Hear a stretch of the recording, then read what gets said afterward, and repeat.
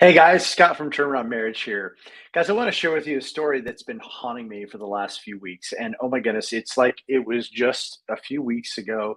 It's something that a guy said to me on one of our calls, and it's really been bothering me. It really stood out to me. We got down to brass tacks where he said, this gentleman, about his marriage, Scott, it's not like this is a life and death issue. And I said, I don't think we're on the same planet here because it's absolutely a life and death issue. And the fact that I have to sit here to try to articulate this to you or convince you tells me that we're not a good fit for working together. And it really broke my heart. This man with two or three kids at home, young kids, and his wife, he's seen that drift happening, seeing his wife getting further and further apart. And instead of getting help, instead of trying to really lean into her or try to fix things out, like he just allowed her to drift further and further away. And my goodness, guys, is it a life and death issue? Of course it is. Like, look at the statistics. Look at the divorce, the suicide rates of divorcees. It's almost 2.5 times greater than the regular population. For the children of divorcees, it's 80% higher than other kids. Not to mention the sexual promiscuity rates that go through the roof, the drug use that goes through the roof, the reckless behavior of those children, even as they get older. Not to mention the 7 years of grief that experts say that people go through in a typical divorce situation. Guys, and of course, all the people that have shared over and over again with us that it's the hardest thing that they have ever gone through. And oh my goodness, my friends, it of course is a life and death issue for generations to come. If not meaning that someone's going to actually die today if someone gets divorced, it may not mean that, but it certainly, at bare minimum, is a quality of life issue. Of course it is. Of course it is. Goodness gracious, my friends. Like here I am trying to convince a man with everything hanging in the balance, um, and he had convinced himself. He had convinced himself that instead of fighting for his marriage, he was basically just going to take a wait and see attitude. Like, I love her. I don't want it to end, but she's the one that needs to change. She's the one that's decided. And he's just letting her go the other direction.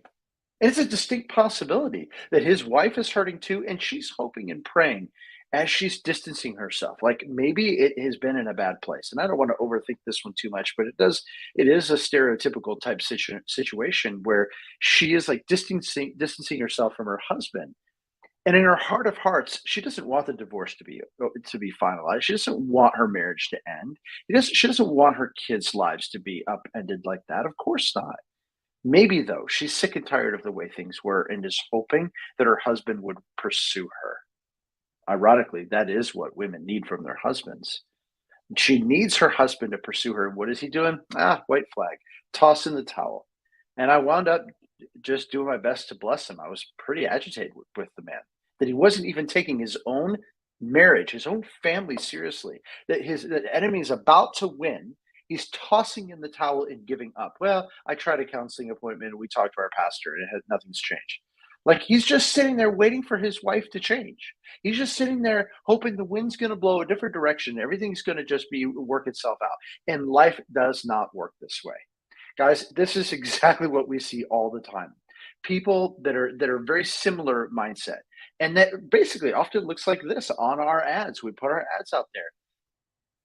And people are like, "Dear Lord, please change my husband." Or or things like, "My husband is just a terrible man," or "My wife, she just never loves me." And they're just taking this wait and see, sit and let time go by attitude to see what will happen. And at the same time, they'll throw in things like, "Well, I'm just praying. Oh, dear Lord, please change my husband. Oh, dear Lord, help things to be different." And guys, I'm sick and tired of it. Because if you read the Bible, it doesn't say, "Oh, be passive and sit and wait to see if your marriage will be aligned." It doesn't say, "Wait and see if things are bad, and you should just see if your husband is willing to put up with you or willing to fight for the marriage." No, the Bible always talks us. Yes, pray, but take action. And faith without works is dead. Faith that does not accompany action to move forward, your faith is worthless, the book of James tells us. Guys, it applies to your marriage too. And I'll just give an example. Here I'm sitting in my daughter's room. This has been one of our makeshift offices that I often go to. My firstborn, she's coming home from college, and where I'm going to be vacating her room. This is very, very quickly. And it's so interesting because, I look back on our own marriage story and things were not always easy. In fact, there were years where things were not good. They were really bad, but we didn't give up because we knew what was at stake. And at the same time, we knew that we had taken a vow. And we knew that even if life was very hard and it didn't seem like we could even take the next day sometimes, the answer was to abandon God's plan for us or for our marriage or for our family. Never, never was that the plan. In fact, one time we went to somebody and we took a test and they said, well, you guys are on the same page about anything except seeing this thing through. Hey, worth something, right? And I'm here to say, looking back, there were some really dark seasons, but my daughter coming home from her first year in college, knowing that not only she has thrived and grown and really been able to listen to the voice of God for his plans for her, which is amazing. She's coming home to a home that's filled with love. We're not perfect, we're far from perfect. She knows she belongs here. She knows that when she comes home, that summer awaits so many fun memories, so much to do, and a lot of family moments. And I'm really excited when she comes home on Tuesday. But what would have been if we had quit? Her spending some time with Rachel, some of the time with me, going back and forth. I can't imagine what it would be. And some of you might be in the similar boat. Maybe you've gotten to a place where you're married and you've been divorced, and you're looking at another divorce. Like, the more wrongs never make things right, ever. And the answer of waving the white flag or just taking a passive wait and see attitude never makes things better. And so, my friends, if you're out there today and you are sick and tired of just sitting and waiting. And I should just backtrack and just say, for us, what it really took was when things were bad, we recognized it was bad. But the problem was we didn't know how to fix it. We didn't. In fact, we'd gone to different experts and nothing was working for us. So it wasn't that we didn't want to try. It wasn't that we didn't know where that things should be better or could be better. It's just we had no idea how to get there. We had no real strategy. We had people that could also come alongside us and say, "Yep, it's broken." Like, that's what a lot of times counseling is. It's like a mechanic that can tell you the car doesn't work, but can't fix it.